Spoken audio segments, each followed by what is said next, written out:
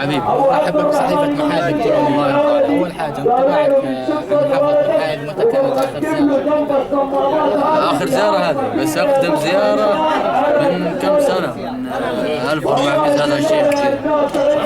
فكنت مبسوط اني جيت اليوم، يعني شاركت المحايد ليلتهم الجميله.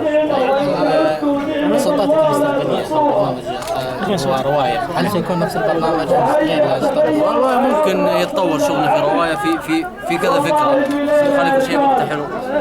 في مفاجات لسه نطبخها ونقول يا رب انها تكون احلى، بس روايه هيكون اقوى واقوى، يعني اقوى من فات كثير.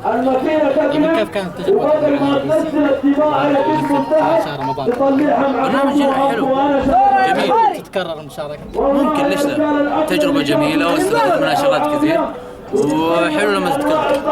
رسالة توجهها لأهل الحياة؟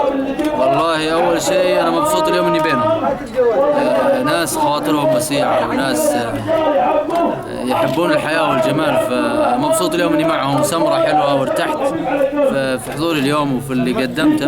إن شاء الله ربنا ما قصرنا. ونختم سؤالنا بكلمة توجهها لصحيفة محايد الكبيرة والمتابعين.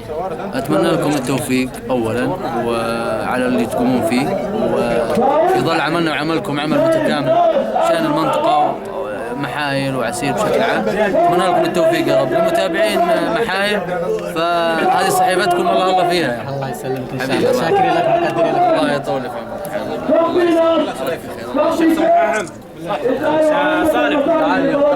صالح